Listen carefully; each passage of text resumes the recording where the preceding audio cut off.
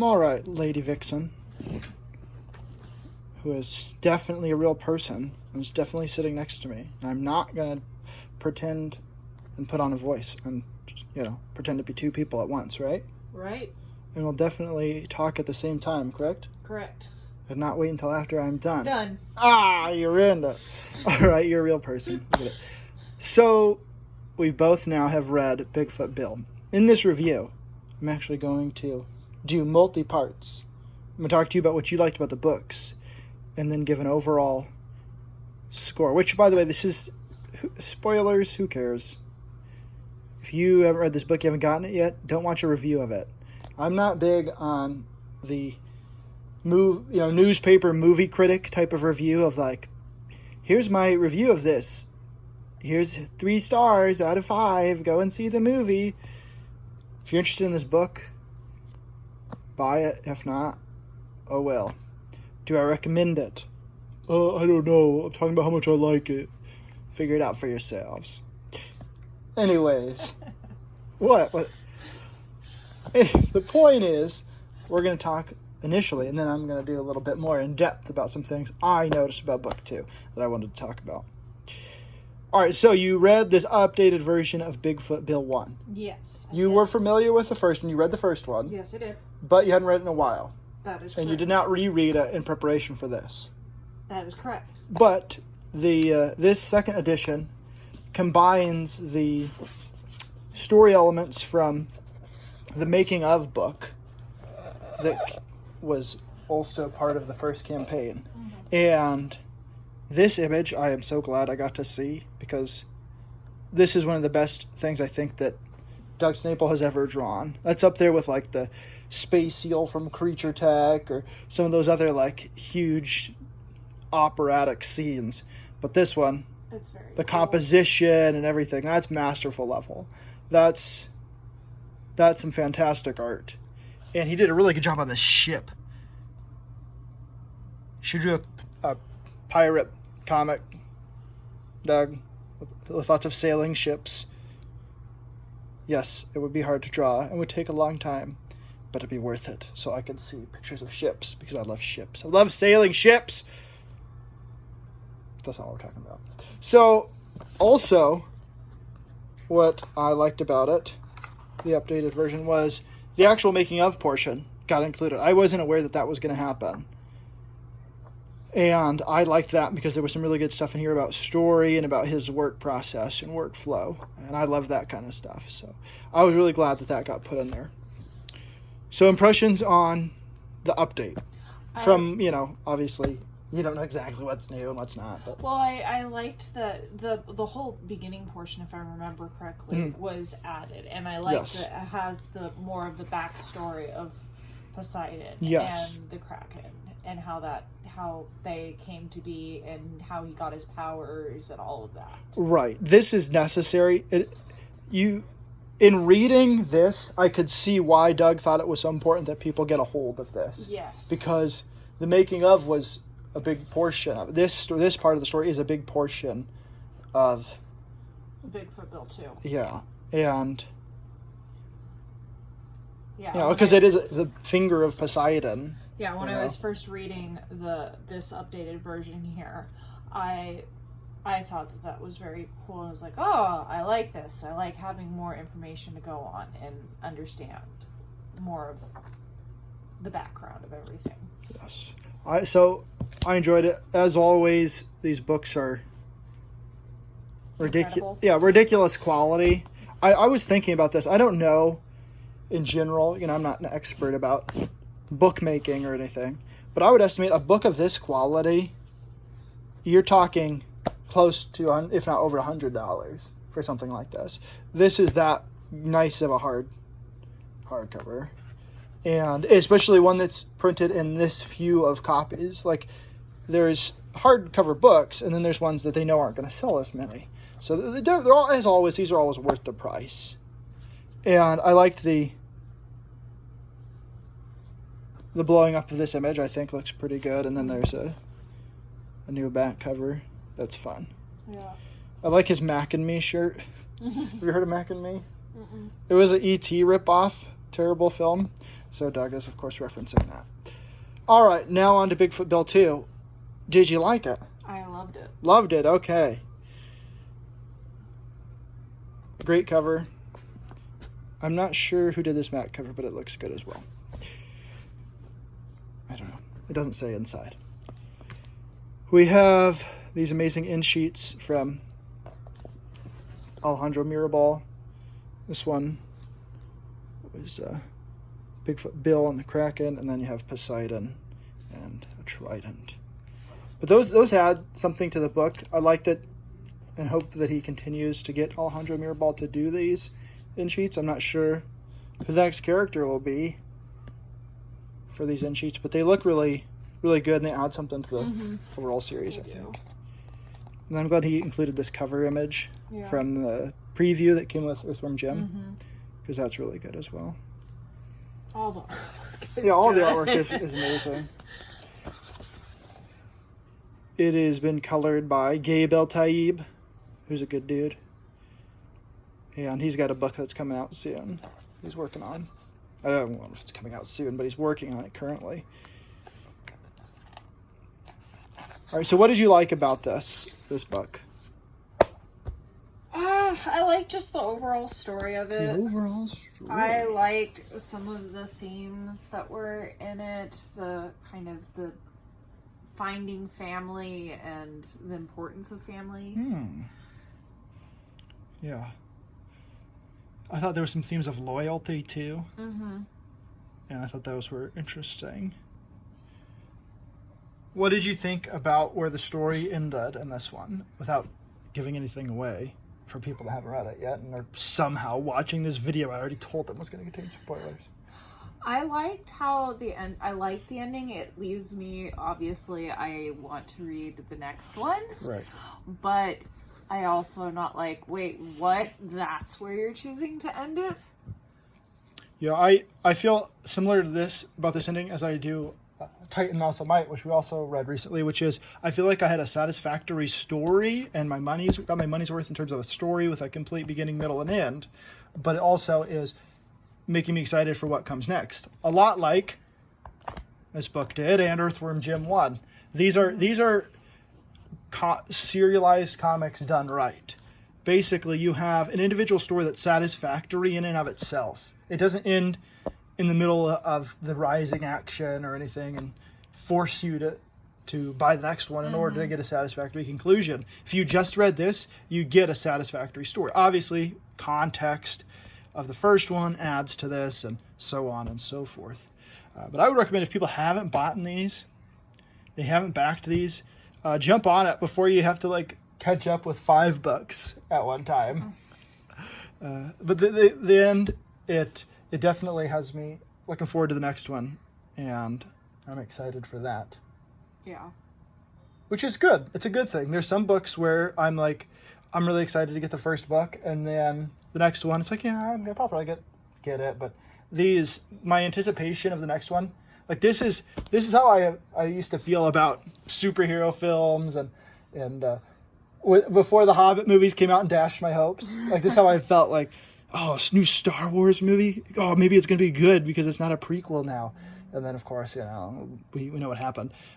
Oh man, when I was excited about the Indiana Jones film, the Crystal Skull, and I thought, Spielberg's got this. He won't let Lucas screw this up like he did the prequels. But anyway, I digress. The point is, I'm so excited for these books, and because of the length and the quality of presentation that Doug does, the wait is worth it, and it builds up the anticipation. Whereas I feel and think that my pet peeve, my thing I always harp on, but the idea of these floppies, little comics that are a dying, I'm sorry if you like them, but they are a dying medium. And in order to move on from that, you really have to do, obviously people can't do this unless they're making the amount of money that Doug is on these, with the amount of backers and the money that's getting put in these. He's able to produce a quality book, but it doesn't mean that you can't produce something that's at least a complete story and not piece it out over a long period of time. I think I think the model has to change and adapt, and this is the route. Obviously, I'd love everyone to do this, but I think at least tell a complete story, please. Or a satisfactory story, and some people do. I'm not saying that everyone that sells the floppies doesn't. I think there are a few that have done well in telling having a complete thought or a complete story while also leading to the next one. But it's still the wait for 48 pages versus 160 or more. It's yeah. Anyways, the point is, any more thoughts on this? Not at the moment. All right. You are dismissed if you'd like to be, or you can stay here and listen to what I have to say. I was going to do a highly produced video of this, but I'm already behind on my Gary Shipman one where I wrote a script. So we're just going to wing it with me thinking about certain... Can you hold this for me while I flip through this? Just hold it at the book. It's fine. First of all, there are some themes in here that he set up in the first one, but I think have really come to blossom in this second volume. Again, spoilers, my friends. But if you're this far, it's your own fault. Loyalty, friends turning against each other. Bigfoot Bill here has friends that he has lived his entire life with, basically, ever since he was stolen from his parents. And these individuals, for their own gain, are willing to sacrifice Bigfoot Bill. And they aren't loyal to him. But, in a way, the Kraken, who has now become sort of a symbiotic... forged a symbiotic relationship with Bigfoot Bill. He's forced to be with Bigfoot Bill. He suddenly is becoming loyal to Bill. He saves Bill from Chupacabra here. And then Chupacabra actually gets sort of what he wants, in that he might be reunited with his family. But something tells me, like, even though he looks kind of derpy here, that this distressing image and the fact that this is some netherworld or something, that this may not be such a good place for Chupacabra, but I don't know. We also get these themes of loyalty and betrayal in the agent here, Agent Sharon, right? Mm-hmm. Oh my gosh. Could you imagine? Heartbreaking, Doug. Yes. I already yelled at Doug on in a private message I sent him that I sent, so it's fine. But I already yelled at him and told him off for breaking my heart with this Agent Sharon plot. But this, I guess, I'm glad it made it good though. Yeah, in a way, I'm glad I didn't read the making of, because it's possible one could connect this character with Agent Sharon and realize this is the same. Yeah. This is the same person. Had you read this? And I'm really glad I didn't, because I just didn't expect it.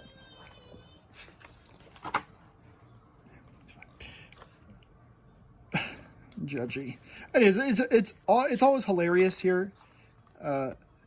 These books, and Doug does a good job with the comedy. And I showed you this page. We talked about this page, Eye Flow, just to talk about Doug's grasp of the comics medium. Eye Flow. These cars all pointing this way. Skunk Ape pointing back here. Again, the layout of the panel coming this way. These have a natural ending that points you this way towards them. You follow this down here. Open fire. It comes across the Skunk Ape. He's facing down this way. And come across this way and done with the page. So just in terms of eye flow in general, like the understanding of the comics medium, Doug is a master. And just because he doesn't have a bunch of hatching lines and rendering and all of this stuff that ultimately becomes unneeded, doesn't mean that this is not as much talent and as much craft as someone who spends much more time going in there with tiny little Jim Lee and Rob Liefeld lines. Okay? This is why Doug produces these 160-page books, because he has such a grasp of the medium. He can, and his animation background helps, that he is able to simplify everything and yet have more storytelling and more, and just as beautiful art, if not more beautiful. All right, Gabe's artwork, Gabe's coloring. No offense to Kelsey, but there's something about the colors in this one that I think I don't know what it is. Maybe it's the printing or something that popped a little bit more for me than did so in the first book. You have this building of the relationship between the two agents here, and that's really well done. You get the buildup of this mysterious character. Like the flashback this tone, part, yeah, really good. I like going back into sepia or black and white for flashbacks, making them be distinct especially when they're a long time ago. That worked really well. I also liked the little pants gag. The pants. Did I pass that, or is that up still? It's still further. Coming. Yeah, there's a little pants gag of them running across the top. Yeah, that was funny. That was a nice added bonus for sure. I'm looking for specific panels here. Here we go. Okay. So here we go. She is kidnapped basically after she meets with him by the other agents of the government department that they work for, and then she's forced with basically what is reminiscent of the brain scrambler that was given to Bigfoot Bill in the first one. And here she says, this guy says, Pete, I want you to push the button, because he says, I'm sorry. Or she says, Pete, look at me. You can't let them do this. These are her friends, people she knows, and she's worked alongside people that she thought were her friends. Sorry, Sharon, I have a family and a mortgage. And then she says, you're a coward. This, to me, this panel is a lot of what this book is about in terms of loyalty, in terms of friendship, in terms of sticking up for what is right and not just convenient or beneficial to the individual.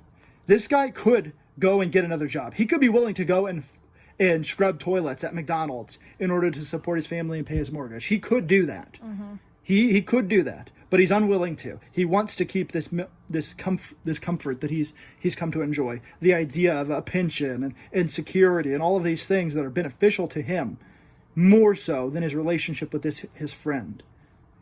This person he's come to know. He doesn't know what's necessarily going to happen with this scrambler. He might think it's just going to scramble her brain. He doesn't know, but he's willing to sacrifice her on the altar of him keeping his position, the job that he wants. And ultimately, so much of this book is about that type of loyalty or lack of loyalty.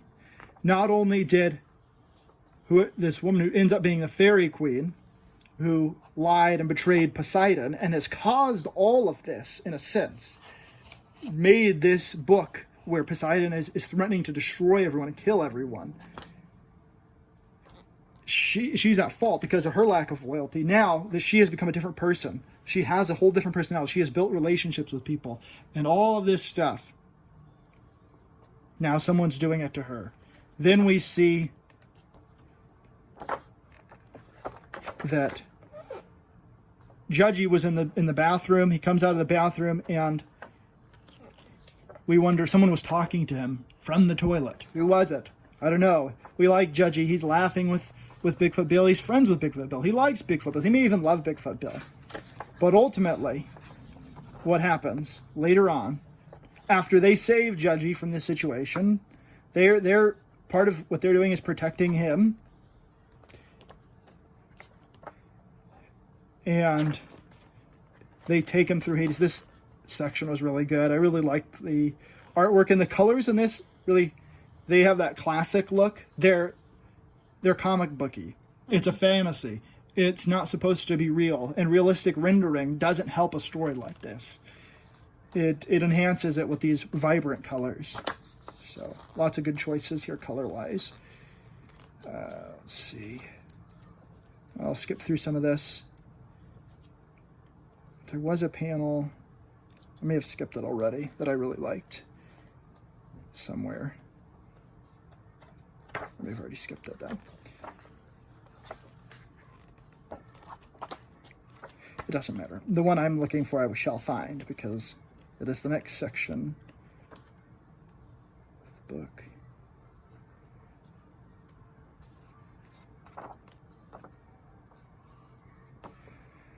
You also have themes of betrayal with Poseidon and the Mantis character, who ends up being Poseidon's son, there's a lack of loyalty and love there, and a familial relationship that doesn't happen. All right, so I skipped over it.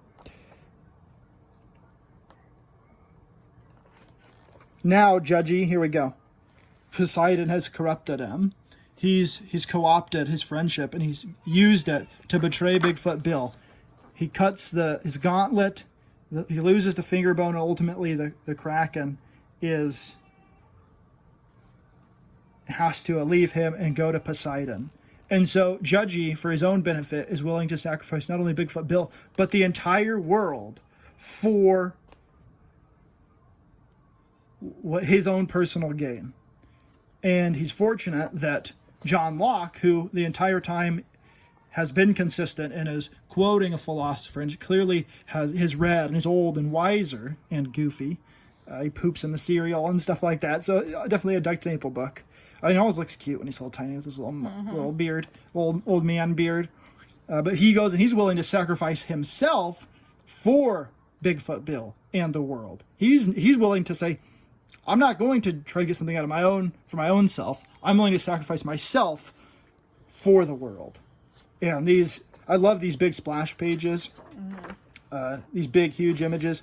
Doug manages to capture the same type of movement that he does in a smaller panel as he does in these bigger panels, but there is something majestic to these huge ones. It really shows off his talents. But these books have sold me on the whole, like, premium books at like big oversized editions. When you see this art, you see why it's worth it to get those. Usually I'm whatever medium, it's fine. Give me as long as it's not a floppy, as long as I get a whole story. But I'm slowly become a snob based on these books, so thanks for that, Doug. You still, at the end, are faced with this new status quo for our characters, a real low point. Basically, Agent Sharon, in her form as the Fairy Queen, has betrayed everybody, and he doesn't know who she is anymore. So she's at a low point now because she still does have feelings for Agent Beckner, and it is it's pretty scary for our characters, because now at this point Bill is without the Kraken. He is a Bigfoot with his own powers and strengths and stuff, but what made him sort of a superhero was that the ability to have all those powers from the Kraken. So he's at a low point, and he has to now go on a journey to not only save his friends, who he's not going to abandon. Hopefully, he's not going to abandon for his own sake, but he's going to sacrifice himself, hopefully not in a death way, but he's willing to do it for others. And that resonates with me quite a bit. And then, of course, we get to the end, and we have these characters that we remember from the first one that were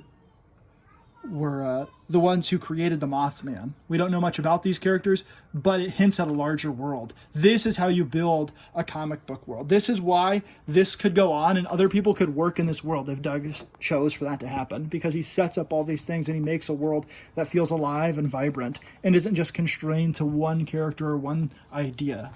But loyalty and choosing what is morally right over what is financially right or beneficial, we'll say, to people, seems to be a theme of these books. At least that's the idea I got out of it. Let me know what you guys think in the comments, and hopefully if you haven't purchased these already, just go ahead and bite the bullet. Back these on either Kickstarter or Indiegogo with the Earthworm Gym campaign. Go get them. It's worth it. You won't be disappointed. These are fantastic. I guess I did turn out to recommend them. I can't even stick to my own principles. Maybe I'm like one of these characters, Doug. Ugh.